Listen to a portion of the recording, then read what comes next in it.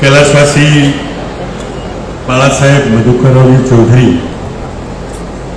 यांच्या स्मृती दिनाच्या निमित्तानं होत असलेल्या या अत्यंत हृदय कार्यक्रमाचे प्रमुख पाहुणे महाराष्ट्राचे माजी महसूल मंत्री,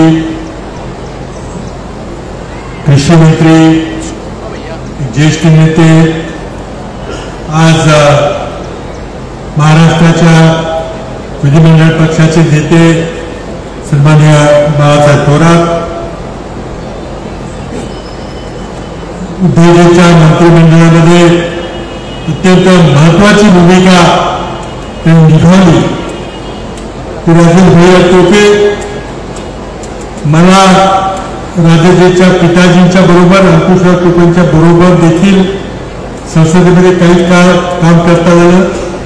नंतर माझ्या मंत्रिमंडळामध्ये ते मंत्री होते. सतेज पाटील यांनी शाहू विचाराचा वारसा महाराष्ट्रामध्ये पसरवायचा छापायचं काम केलेलं आहे आणि ते काँग्रेस पक्षाच्या विधान परिषदेमध्ये गटनेते आहेत. माझ्या मंत्रिमंडळामध्ये गृह राज्यमंत्री होते.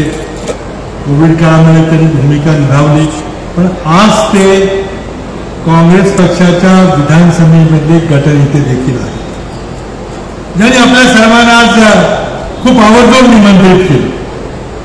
अडचण होती कारण विधिमंडळाचं अधिवेशन चाललंय आणि हे या सत्राचं शेवटचं अधिवेशन.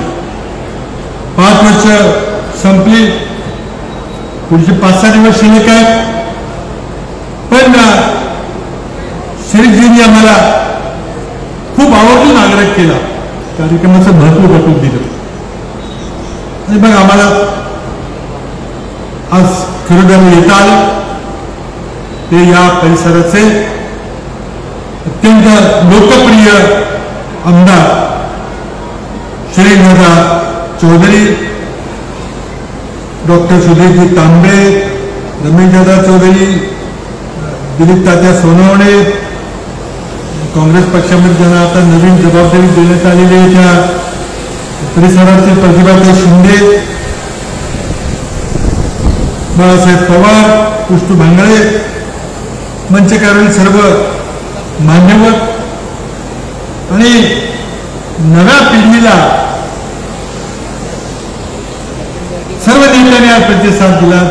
श्रीदादांची परवानगी घेऊन दिला की तुम्ही आता धनंजयना राजकारणात सक्रिय करा. ज्या प्रकारे धनंजयनामांनी बाळासाहेबांनी घडवलं, ज्याप्रमाणे बाळासाहेब चौधरींनी श्रीदादांनी घडवलं, त्याप्रमाणे आता हा मोठा या परिवाराचा वारसा आहे, तो वारसा पुढे चालवायचं काम आता युवा नेते धनंजय चौधरी यांच्या हाती सोपवावं. मग सर्व नेत्यांनी मान्य केले. मला खात्री आहे तुमची देखील या ठिकाणी निश्चितच मान्यता असणार आहे. पण सुरुवातीलाच मी श्रीदादांचे धन्यवाद व्यक्त करतो. त्यांनी हा आगळा वेगळा कृतज्ञता सोहळा आयोजित केलेला आहे. उद्धवजी आपल्या व्हिडिओ संदेशात म्हटले की काम एखादं झालं तर माणसं विसरून जातात. कोविड काळामध्ये केलेलं काम सर्व दिग्गजांनी, मग आरोग्यमंत्री म्हणून राजेश भैया असतील, महसूल मंत्री म्हणून बाळासाहेब असतील, त्यांचे सर्व पक्षाचे नेते म्हणून मंत्रिमंडळात काम करत होते. माझ्याबरोबर ते महसूल मंत्री म्हणून त्यांनी काम केलं आणि गृह राज्यमंत्री म्हणून सतेज पाटलांनी जे केलं त्या सर्वांचा. आता अनिलजी देशमुख हे गृहमंत्री म्हणून देखील त्यांनी महत्वाची भूमिका निभावली, ते देखील आता थोड्या वेळात येत आहेत. सगळ्यांचा कृतज्ञता सोहळा, यांचा आभार प्रदर्शन करण्याकरता आपल्या सर्वांना इथे निमंत्रित केलेला आहे. खरोखरीच हा एक आगळा वेगळा कार्यक्रम आहे. म्हणून श्रीदादा तुमचे आणि तुमच्या सर्व सहकार्यांचे आम्ही सर्व धन्यवाद व्यक्त करतो. माणसं विसरून जातात, आम्ही काम करत राहतो, एखादं काम झालं एखादं झालं नाही, पण त्याची आठवण ठेवणं आणि इतक्या वर्षानंतर आज आठवण ठेवून त्याची कृतज्ञता व्यक्त करणं एक आगळा वेगळा कार्यक्रम आपण केला. आज या निमित्तानं आपण धनाजी नानांच्या कामाचा, त्यानंतर बाळासाहेब मधुकरराजे चौधरी यांच्या कामाचा परामर्श घेतला. तेव्हा आपल्या प्रदीर्घ राजकीय कारकिर्दीनंतर 1990च्या सुमारात बाळासाहेब चौधरी महाराष्ट्राच्या विधानसभेचे सभापती झाले. तर मला वाटतं त्याच वेळेला मला वाटतं मी पहिल्यांदा लोकसभेला निवडून गेलो होतो. त्यामुळे विधानसभेत काय चाललंय त्याचा आमचा काही फारसा संबंध यायचा नाही, आणि लोकसभेत काय चाललंय इथले कोणी स्थानिक लोकप्रतिनिधी काय लक्ष देत नाही. कधीतरी आमची एका दुसरी औपचारिक बैठक होत असे, ते जेव्हा सभापतींच्या स्पीकर्स मिटिंगला यायचे किंवा आम्ही कधीतरी कामानिमित्त मुंबईला मी येत असे तेव्हा एखाद्या वेळेला त्याची भेट झाली.